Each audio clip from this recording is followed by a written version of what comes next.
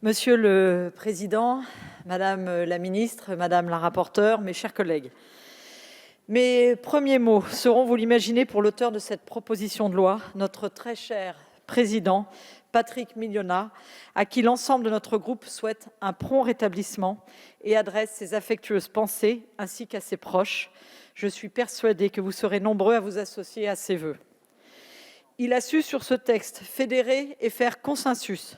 Sur le fond du sujet qui nous occupe dans cet hémicycle, cette proposition de loi a pu susciter l'unanimité à l'Assemblée comme au Sénat, parce qu'elle érige l'intérêt général comme boussole. Il s'agit en effet de la concrétisation d'une volonté commune, celle de préserver un modèle unique en France en prolongeant la concession du Rhône, en l'adaptant et en la modernisant pour répondre aux nouveaux enjeux. Ce fleuve que l'on aime nommer fleuve roi déverse plus de 1800 mètres cubes d'eau chaque seconde dans la Méditerranée. Il est surtout à l'origine de 25% de notre production hydraulique grâce à l'implication de la Compagnie nationale du Rhône depuis 1934, qui s'est vu confier à ce moment-là 3 missions indissociables: la production d'électricité, le développement du transport fluvial et l'irrigation des terres agricoles. La mise en service du barrage de Genesia en 1948 a marqué le point de départ de cette concession de 75 ans, qui arrive donc à échéance en 2023 et que nous proposons de prolonger de 18 ans jusqu'en 2041. La prolonger tout d'abord parce que la CNR n'a pas pu bénéficier de son statut de producteur d'énergie de 1948 à 2006 en raison de la nationalisation du marché de l'électricité, mais également car l'impératif de réalisation de certains travaux n'est pas compatible avec la durée de renouvellement du contrat de concession à un autre acteur, estimé dans le meilleur des cas à 12 ans. Au-delà de ces raisons essentielles, prolonger cette concession, c'est aussi et surtout préserver un modèle unique en France qui a largement fait ses preuves en matière d'aménagement du Rhône.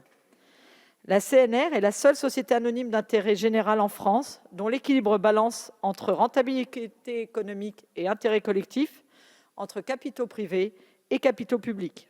La structure de son actionnariat garantit un actionnariat public majoritaire, tout autant que la pleine application des territoires. Et les revenus tirés de son exploitation sont ensuite répartis entre les différentes parties prenantes. Ensuite, son triptyque productif permet une gestion holistique du fleuve.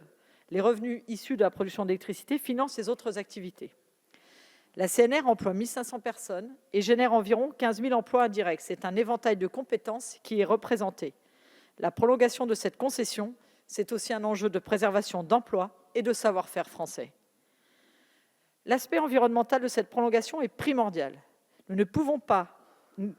ne pouvons imaginer nous passer d'un producteur d'énergie 100% renouvelable de telle ampleur lorsque nous nous sommes fixés dans le même temps l'objectif de porter à 40% la part des énergies renouvelables dans notre production électrique d'ici 2030.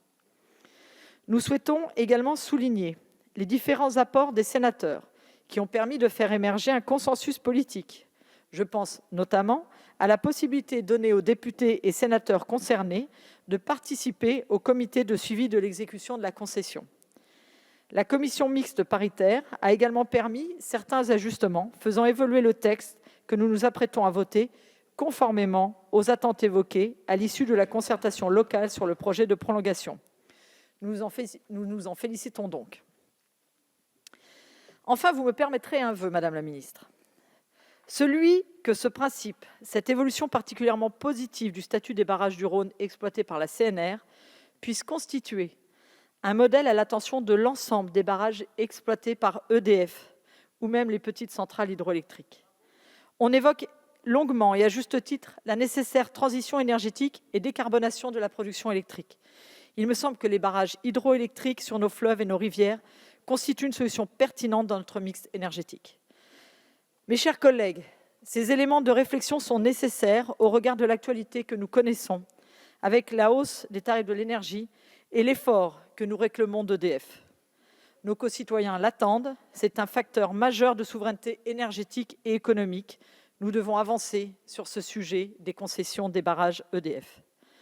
Vous l'aurez compris, mes chers collègues, c'est donc avec enthousiasme et conviction que nous voterons ce texte qui permettra également de moderniser la concession de la CNR. Je vous remercie.